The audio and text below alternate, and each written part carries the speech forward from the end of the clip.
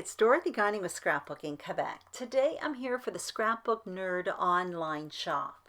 The design team was challenged to work with a Milena Wittywiz sketch this week, so I'm going to be doing my interpretation of this. Also, once we do it, a few days later, the same challenge will be issued to you on the Facebook page, Scrapbook Nerd Friends Group. That name will be in the information box below as well, in case you don't know about it. And for that one there's a prize associated, so that's kind of fun.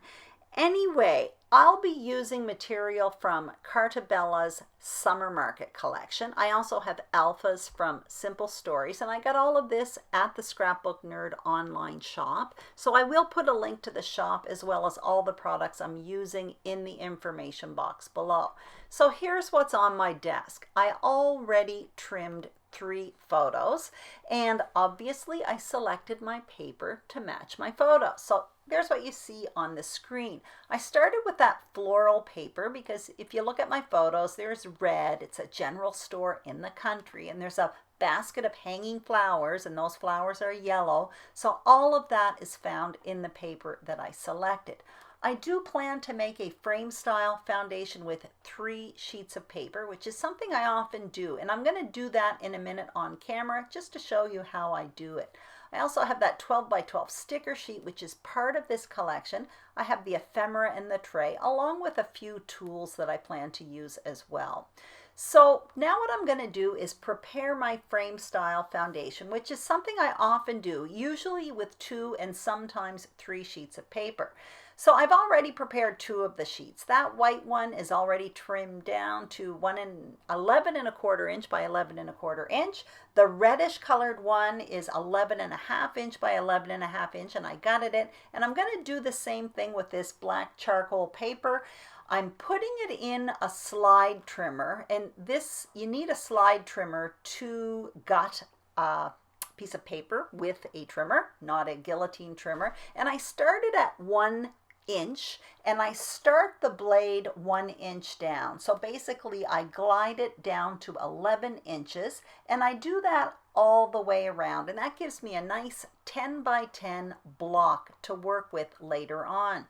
Now what I'm doing is adhering this part of the frame onto that black frame, but I do find that if I make the frame thinner than 1 inch all around, it becomes difficult to work with. It's almost like the paper becomes flexible or stretchy or something. But when it's 1 inch, for me anyway, it works really, really well. So there I have it, my frame style foundation, and off camera I matted my photos with the paper I gutted from the foundation page. And those mats measure 1/4 inch larger than the photo. So I'm putting measurements for all of what I'm doing here on the screen. So as you can see, Milena's sketch is up in the top left-hand corner. You'll also notice I have it with the strips on the vertical as opposed to the horizontal, and you'll see why in a minute. But right now what I'm doing is trimming down 5 strips of paper in 3 different printed papers. Those measure 2 inches each wide and 9 1/2 inches long. So what I'm doing is just basically playing around with positioning a bit. So I'm staggering them, and at this point it's like the original sketch, they're all horizontal. But you may notice as well, my photos are not only different sizes than Milena's photos, they're also different orientation. So what I decide to do is end up using those strips on the vertical because my photos are all on the horizontal. I am deciding, but I end up going with the strips on the vertical. So that's why I did that. I'm placing my photos. Another thing I'm going to do before adhering this is I end up taking one of the, actually I'm getting ahead of myself here. I'm going back to this part. What you see me doing is adhering the strips to the page. What I find important here, for me anyway, is the strip on the far left and the strip on the far right. I want them to be of equal distance to the edge of the page. That's why I started with those 2. And then what I did was I fit the final 3 strips in between of equal distance to each other. But I started with the far left and then the far right. Here's what I was talking about a minute ago.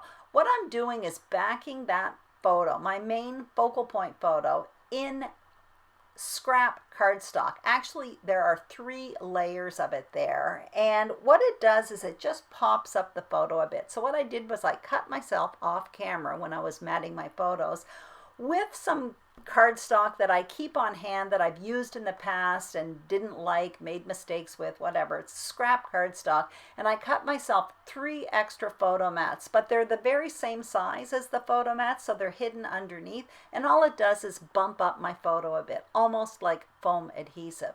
Now what you see me doing is creating 2 tags with a Stampin' Up! Tag punch, but you can do this without a punch.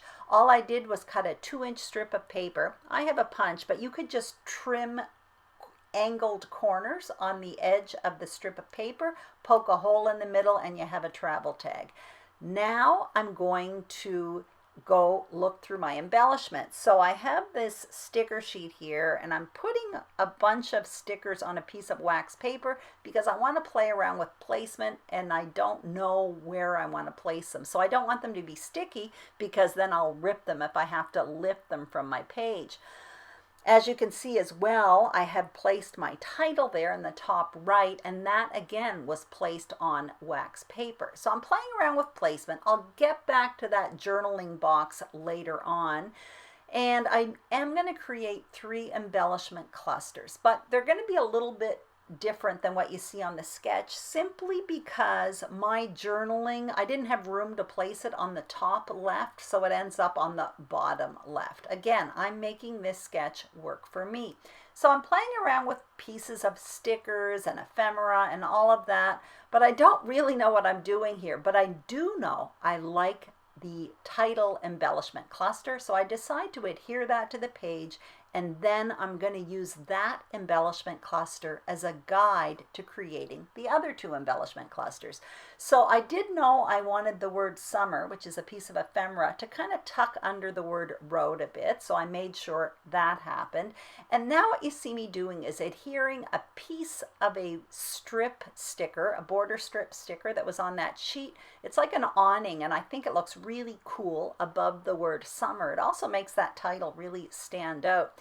So that really is my guide for the other embellishment clusters. So I'm working on the journaling box area now, and I definitely want to repeat the black that you see in that cluster in the top right. So I make myself 2 reinforcers. So I used a hole punch and a 1/2-inch circle punch to create a ring. And now what you see me doing is using some lawn fawn twine, and I'm basically making myself 2 little bows, and I'm adhering them to the tags with a glue dot.